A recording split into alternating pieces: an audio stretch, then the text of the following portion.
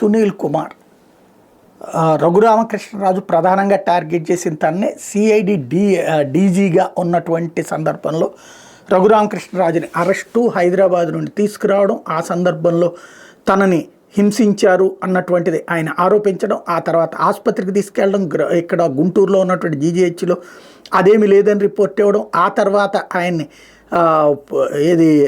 Military హాస్పిటల్కి తీసుకెళ్ళడం, ఆ సందర్భంగా కొన్ని లోపల గాయాలు ఉన్నాయంటాం, ఆ తర్వాత ట్రీట్మెంటు, బెయిలు, తర్వాత ఇక్కడి నుంచి ఢిల్లీ వెళ్ళిపోవడం, అక్కడే ఉండటం, ఆ తర్వాతన ప్రభుత్వం మారిన తర్వాత అప్పుడే కేసులు వేస్తూ రావడం, ప్రభుత్వం మారిన తర్వాత కంప్లైంట్ ఇచ్చి తర్వాతన విచారణ చేయించడం, ఇప్పుడు ఆయనే డిప్యూటీ స్పీకర్గా ఉండటం, ఈ మొత్తం వ్యవహారంలో సునీల్ కుమార్ ప్రధానమైనటువంటి టార్గెట్. ఆయన ఆ రోజున అరెస్ట్ చేయించారు అన్నటువంటి పాయింట్ ప్రధానమైనటువంటిది రఘురామకృష్ణరాజు. ఇప్పుడు ఆ సునీల్ కుమార్కి ఇప్పుడు ఒక పెద్ద ఛాన్స్ కోల్పోయారు.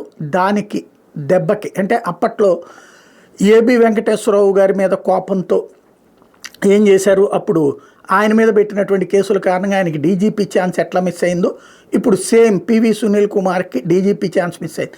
తాజాగా ఏదైతే ఇప్పుడు హరీష్ కుమార్ గుప్తా గారు ఎవరైతే డీజీపీగా ఇన్ఛార్జిగా ఉన్నారో ఆయన తర్వాత ఒక ప్యానెల్ తయారు చేయాలి, 5గురితో కూడినటువంటి దాంట్లో యూపీపీఎస్సీ ఇది క్లియర్ చేసి అంటే వాళ్ళు ఫైనల్ చేసి ఒక 3 లిస్ట్ ఇస్తే అందులో నుంచి రాష్ట్ర ప్రభుత్వం ఒకళ్ళని ఎంపిక చేసుకోవాలి. ఇందులో కేడర్లో అటు ఆంజనేయులు ఉన్నారు, ఇటు సునీల్ కుమార్ ఉన్నారు తర్వాత ముందు ఉన్నటువంటి వరుసల్లో. ఇప్పుడు ఈ ఇద్దరు సస్పెండ్ అవ్వడం వల్ల అవకాశాలు కోల్పోయినట్టయింది.